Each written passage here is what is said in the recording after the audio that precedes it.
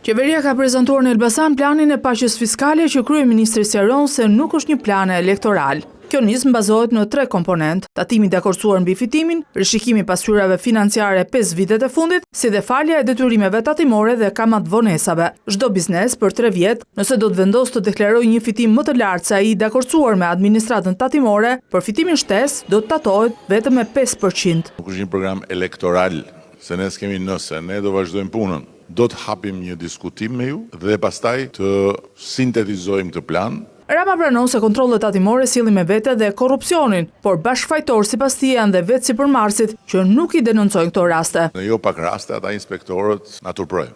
Edhe ju keni dhe atë stilin tuaj që asnjëherë nuk preferoni që ti denonconi, po preferoni që ti mëkoni nga pak. Në takime me sipërmarrësit e Elbasanit, kryeministri ndalet dhe tek opozita dhe standardet e 2 fishta të saj sipas tij. Keni dëgjuar ju një farë Elvis Roshi?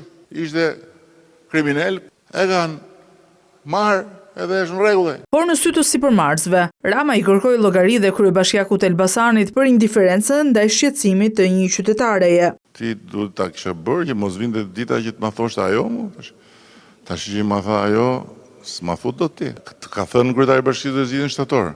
Jo, kthej kokën te, mos e shiva atë, mos e bëj presion me shikim asaj. Me votuesit për herë të parë të Belshit, foli për rëndësinë që ka për të ardhmen e tyre antarësimin në Bashkimin Evropian dhe kërkoi vëmendje maksimale nga ta kur fliste për këtë çështje. Zogu, më dëgjon? Më ndjek? Tani po. Ai po shifte në telefon çapo i thoshte Zoçka. Është edhe më rëndësishme që Zoq dhe Zoçka të jenë bashkë në këtë moment. Në Gramsh, ju rikthye edhe një herë sfidës me cilën u përball në 2017-ën, kur partitë e tjera sipas tij, përfshirë dhe aleati i tyre Ilir Meta, i punonin kundër. Mos harroni 2017 kur unë kërkova timonin, rrinte çadra. Çadrën e mbante hapur Luli. Por ama punjat e çadrës i kishin bufi kënetës, bashkë me dikë tjetër që është në hallin e vetë, unë s'dua t'i përmend as emrin më.